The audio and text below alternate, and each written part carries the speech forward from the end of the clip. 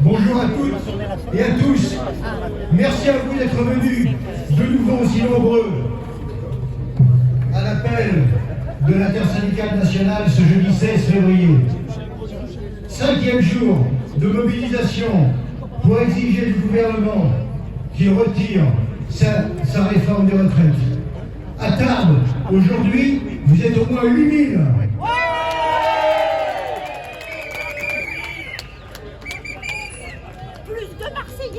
Depuis le 19 janvier dernier, la population ne cesse de démontrer sa détermination à refuser le projet de réforme des retraites du gouvernement.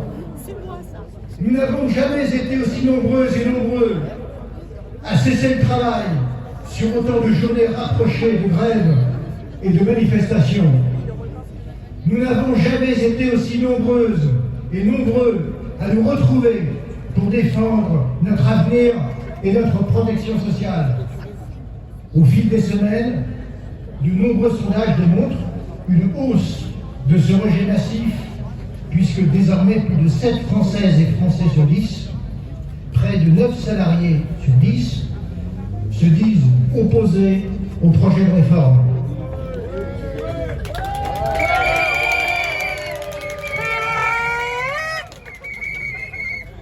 La pétition intersyndicale qui circule sur Internet a recueilli plus d'1 million de signataires.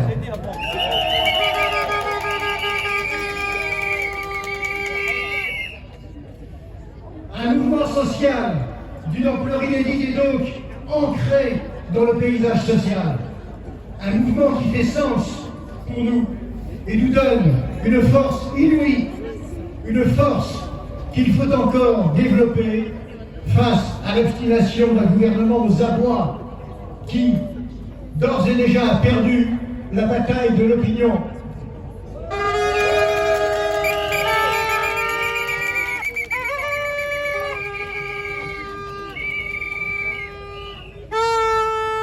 Une opinion qui n'est pas dupe d'un projet dont le report de l'âge légal de départ à la retraite à 64 ans et l'accélération de l'augmentation de la durée de cotisation frapperont de plein fouet l'ensemble des travailleuses et des travailleurs de notre pays.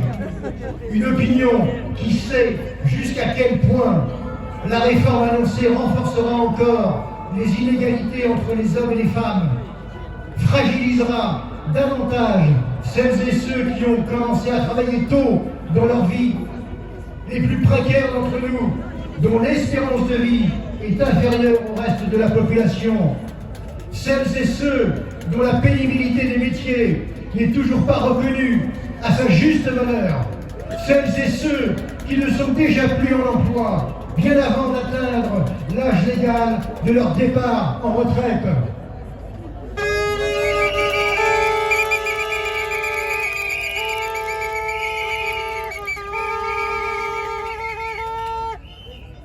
Le rejet populaire que suscite cette réforme se fonde sur la conviction que le gouvernement, effrontément, lui ment quand il base son argumentaire sur la nécessité vitale de sauver le système de retraite français, de retrouver à tout prix un équilibre budgétaire qui serait désormais à la dérive.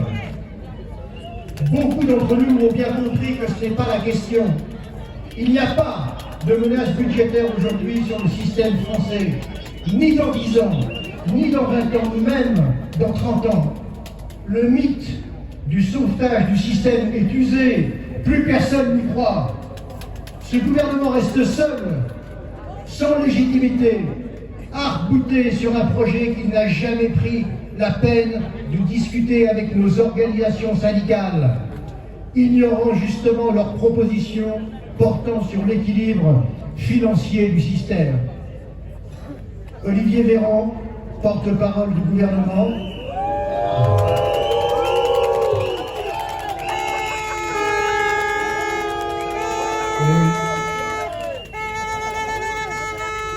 Olivier Véran affirme qu'il existerait pourtant des marges de progression.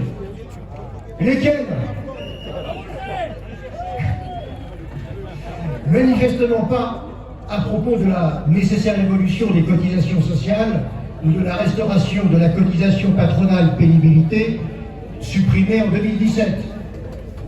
Manifestement pas sur l'importance d'aligner la fiscalité des revenus du patrimoine sur celle des revenus du travail. Certainement pas non plus sur les conditions indispensables d'amélioration de l'emploi des seniors. Où sont les marges de progression de M. Véran, lui qui, dans le même temps, déplore le nombre des amendements discutés actuellement dans l'hémicycle de l'Assemblée nationale, suspectant d'obstruction le travail des parlementaires?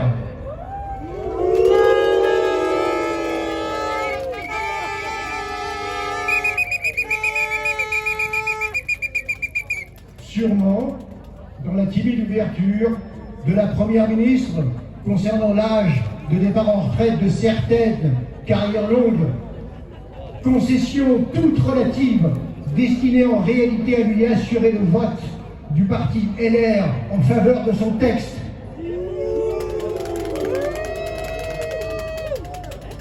Les parlementaires appelés à se prononcer sur ce projet de réforme doivent entendre, comme le gouvernement, le mécontentement de la population et rejeter massivement ce texte. Il en va de leur responsabilité. C'est dans ce cadre que les représentants de l'ensemble de nos organisations écriront à chaque parlementaire de l'arc républicain pour réaffirmer notre opposition et celle de la population. Dans le même cadre, nos structures locales interpelleront députés et sénateurs, sénatrices dans leurs circonscriptions respectives.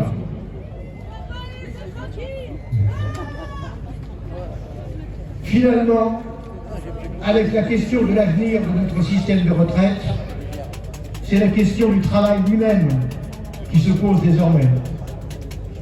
Ces avocats qui jettent leur robe devant le ministre de la Justice, ces écoutiers qui jettent leurs choses, ces employés de Météo France qui jettent symboliquement leur parapluie et bien d'autres professions manifestent le fait que, vu la dégradation de leurs conditions de travail, ils ne pourront continuer à travailler plus longtemps. Dans un contexte de plus en plus financiarisé, où les directions d'entreprise cherchent à optimiser dans toutes ses dimensions ce qu'elles nomment le facteur humain, où l'on pousse le curseur pour obtenir un usage optimal de ce facteur humain de production. Au-delà de notre santé, c'est le sens même du travail qui disparaît de notre existence. Cette question du travail nourrit de manière essentielle le rejet de la réforme. Le débat autour de notre système de retraite est justement l'occasion de poser cet enjeu-là, celui de notre utilité sociale, celui de notre contribution réelle à la société.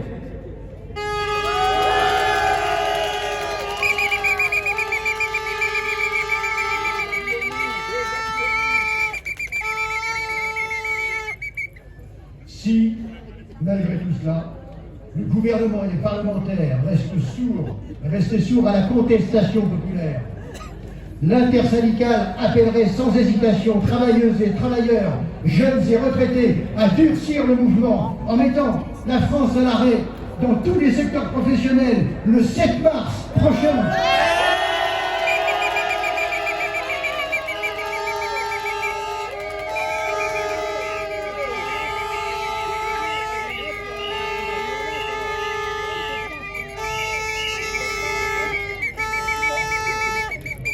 De même, l'intersyndicale se saisira du 8 mars, journée internationale de lutte pour les droits des femmes, pour mettre en évidence l'injustice sociale majeure de la réforme du gouvernement envers les femmes.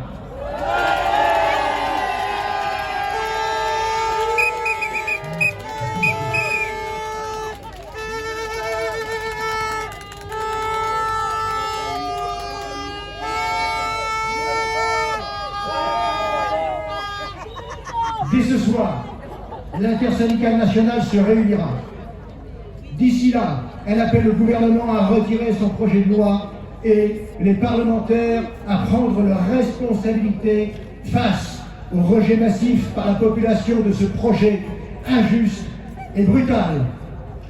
Le gouvernement espère un essoufflement de notre mouvement, mais il se trompe. La victoire est à notre portée.